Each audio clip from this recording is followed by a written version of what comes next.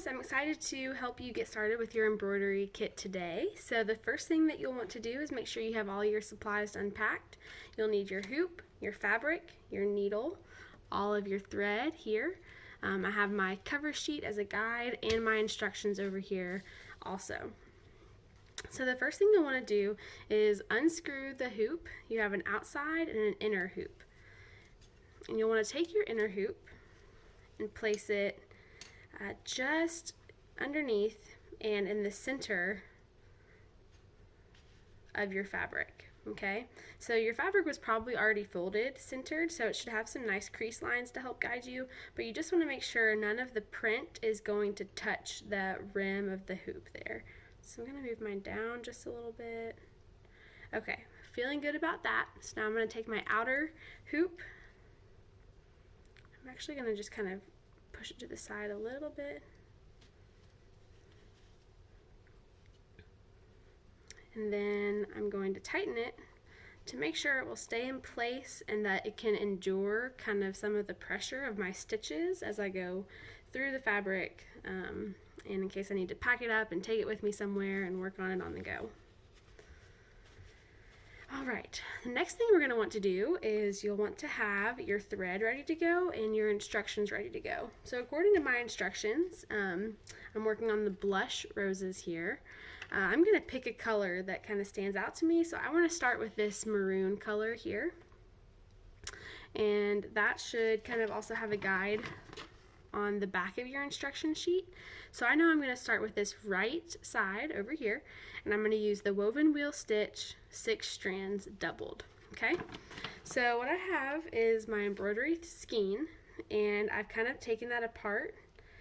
The skeins are made up of 6 strands each, and for this wheel, the woven wheel, we're supposed to use all of it. So I've kind of broken them down into some smaller sections, like my little double, so there's like 2 strands in this.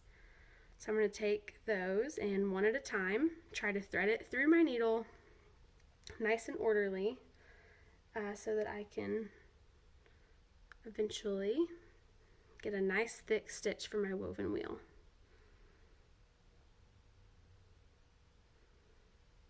So you'll want to make sure you don't get too many tangles at this point. It's really easy to do, so just slow and steady pulling your threads apart. The important thing is just making sure you have 6 strands total.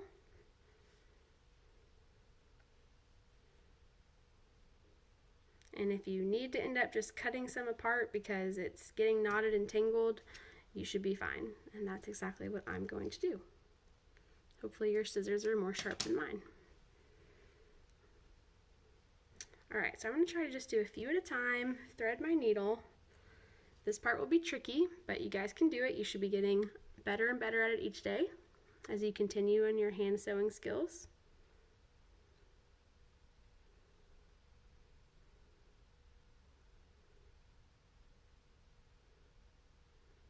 Alright, so I was able to get 3 through. I need to find my other.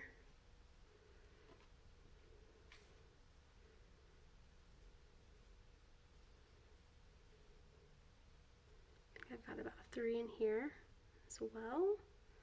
Oh, maybe there's more. Yep, perfect. There's 3.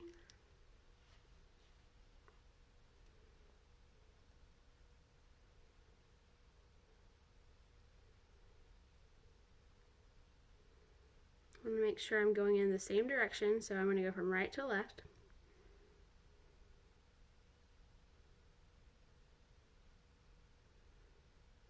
Okay, great.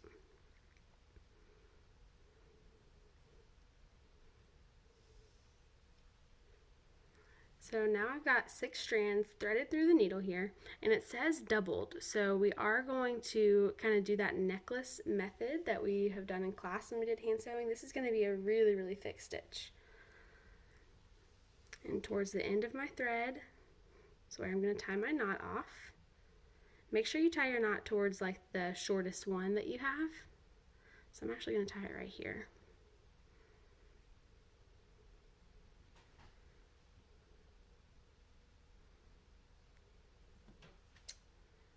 Then cut off all that extra because we just don't need it. Okay. Next thing we're going to do is try something called an away waist knot.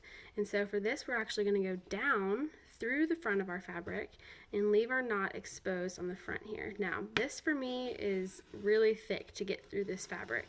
So be careful because I have already broken one needle trying to practice this. And then we're going to refer to the directions here about the woven wheel stitch. So it says here that we're always going to come up through the fabric on 1 and odd numbers and go down through the fabric on 2 and even numbers. So what I'm seeing here is we're going to come up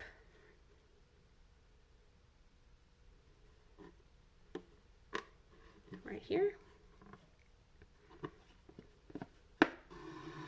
as a 1 and go down through the center as a 2.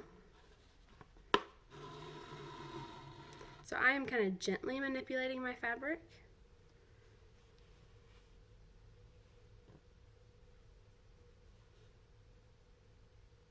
Then I believe we're going to come up through the 3, nope,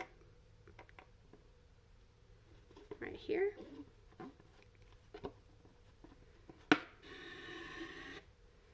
And down for 4. So the goal is that we are going to cover all of these printed patterns with thread and stitches. So just making sure that you're following along on that.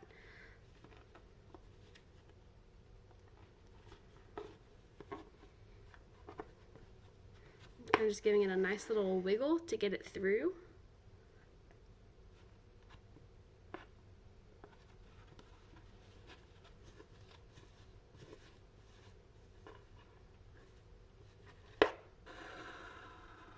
You'll definitely want to make sure you're not getting tangles.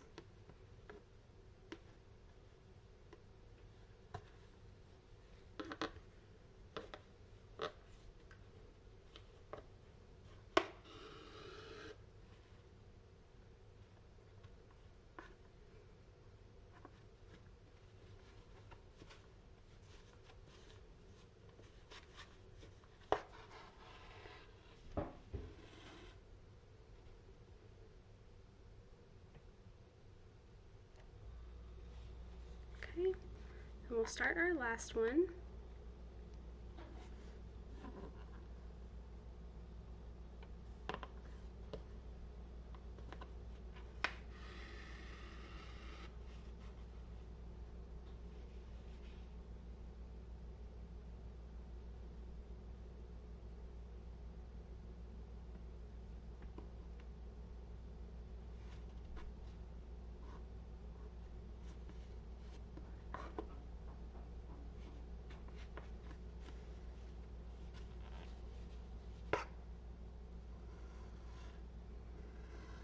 Okay, so you've got your kind of foundation of your woven wheel.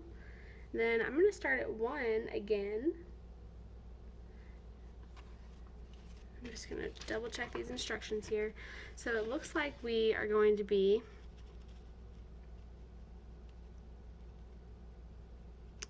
coming up where we left off and doing kind of an under-over motion with our thread. So I'm going to come back up where I started at the base of that very first stitch. Gentle wiggle.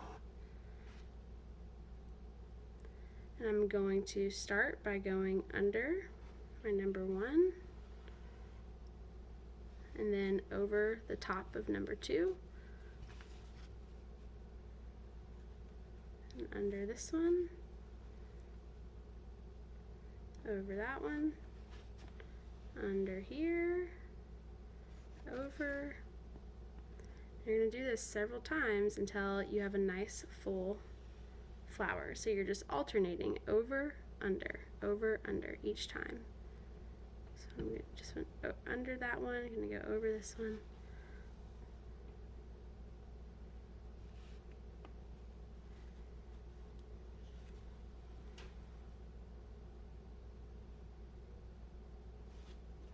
over that one, under this one.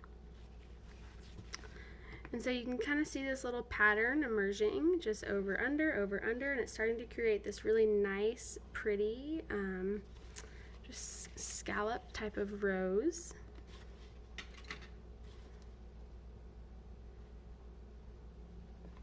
And the goal for this week is that you get about 25% of the way done with your needlepoint project. So in my head, like for this project specifically, what I would suggest is, getting everything hooped and threaded, and then really just trying to focus on one or maybe two colors. So I'm going to shoot for maybe getting the magenta done, and then maybe these like pretty green, dark green leaves done.